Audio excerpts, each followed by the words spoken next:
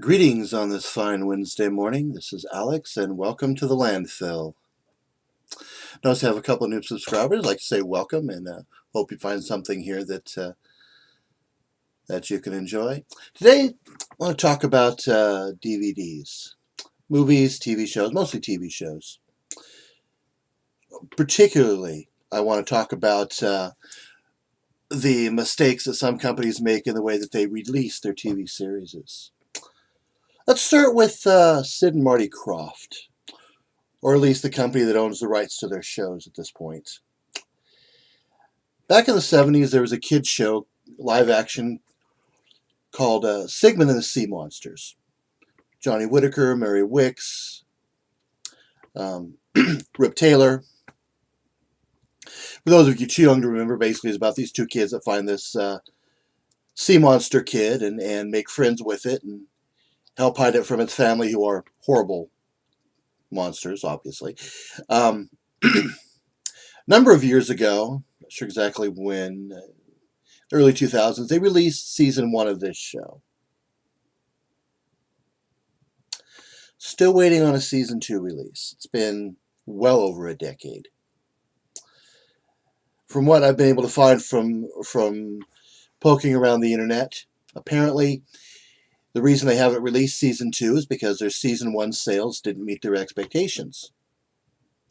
What I think they don't seem to realize is that when you have a show that only has 2 seasons, people are more likely to buy both seasons at the same time than they are just to buy one season than the other. Especially in today where binge watching has become such a thing. You know, if you've got a show that's only 2 seasons, you could watch that in a weekend easily. You know, 16 episodes a season, just under 8 hours a season. That's 16 hours. That's 2 days of watching right there. But apparently, because of those low season 1 sales, they're not going to release season 2. I think that's a mistake. I think if they were to release season 2, their season 1 sales would jump, because a lot of the people who won't buy season 1 until season 2 comes out, myself included, would snap that up and buy both of them right there. Remind you, I'm not a big binge watcher. You know, when I get shows like that, I'll watch them, you know, depending on what kind of a show it was. A lot of stuff I just watch in one episode a day, or you know, one episode a week on the weekends, depending on what it is. But there are a lot of people who will buy it and watch the whole thing right together. You know, about the only thing I actually binge watch, if you can call it binge watching, is some of the stuff on Netflix. But that's another story for another time. So we'll move on. Stay in the realm of kids shows. So yeah, they really. Oh, before we move on.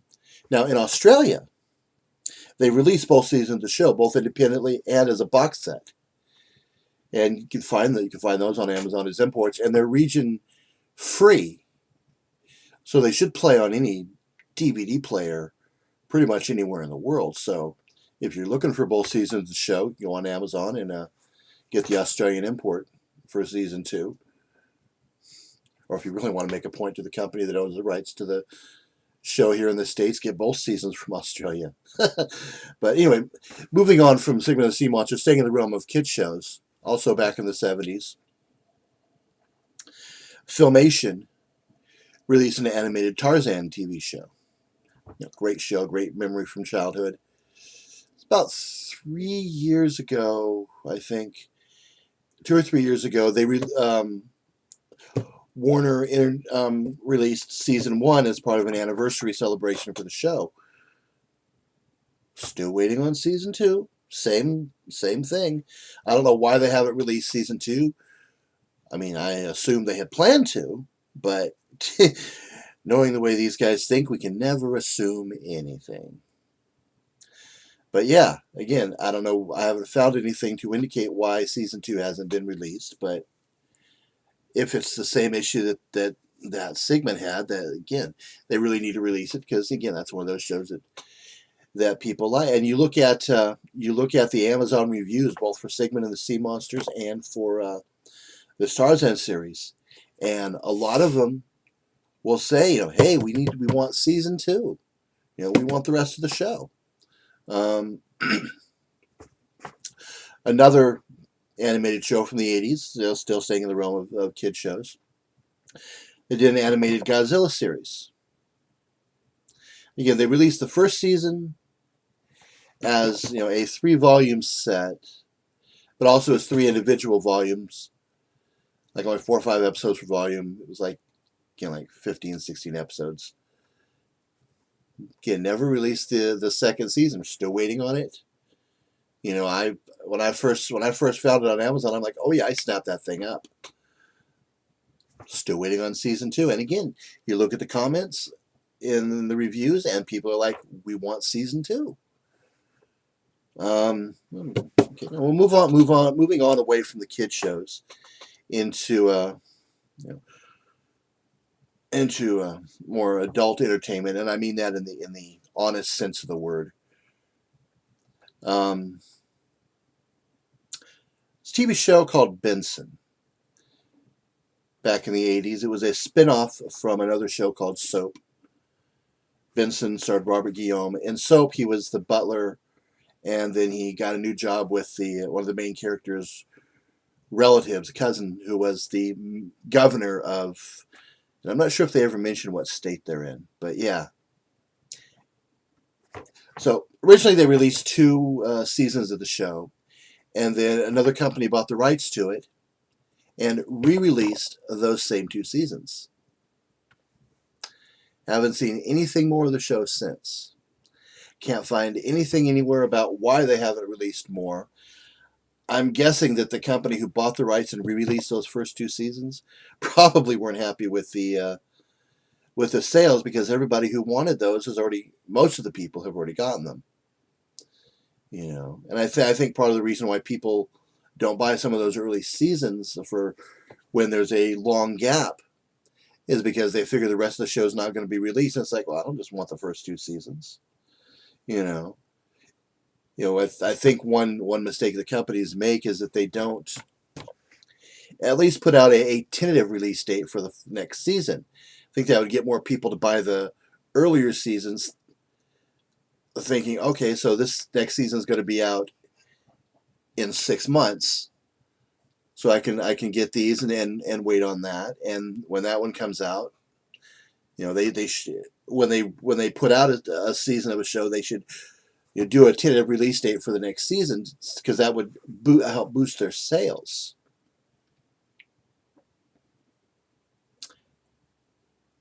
Another show that has only had a couple of seasons released is Fantasy Island. Ricardo Montalban, Hervé Villechaize. Again, great show. There's been like 2 or 3 seasons released. I'm not entirely sure. I know for sure the first 2 seasons are released. I can't remember for certain if the 3rd season was released. But it's been, again, several years since there's been a release of anything from that show. They need to, like the others, they need to step it up. At least put tentative dates out there and get people to pick up the seasons that are already out, so that it gives them justification to make more. Now we move on to the big one. Well, for me, it's the big one. Chico and the Man.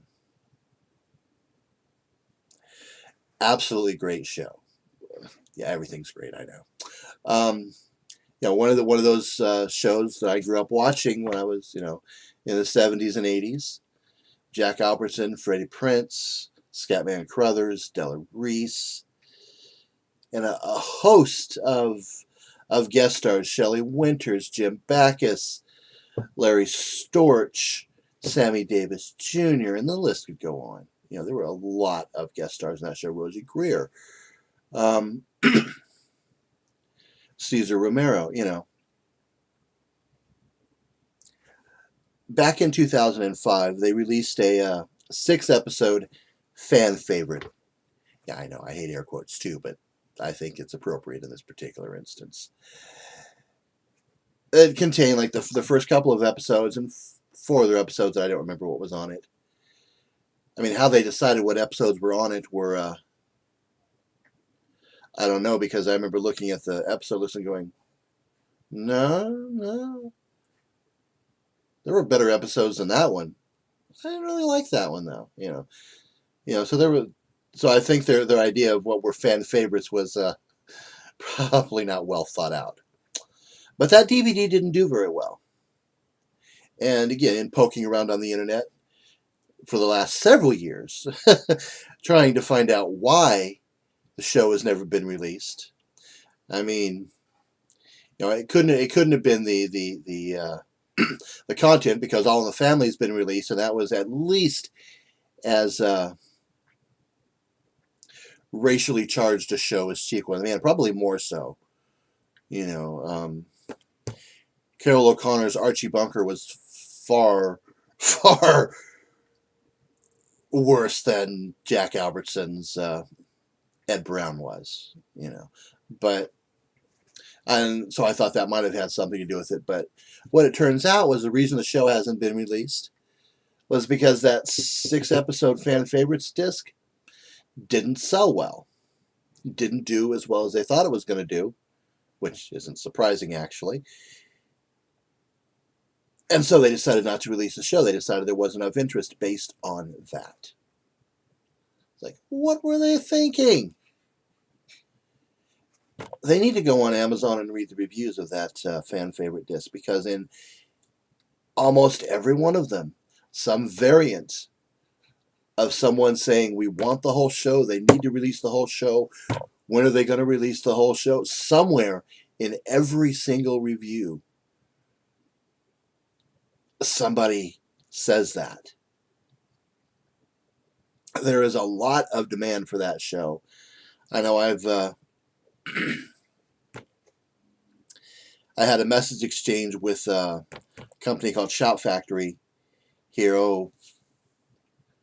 might have been a year ago, about it, and they said it was one they hadn't even thought about.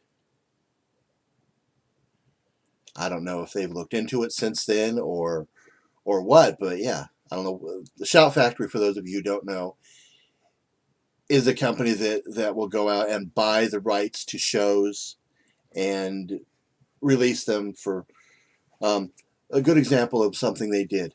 WKRP in Cincinnati. The first season was released many years ago, but because of issues with music rights,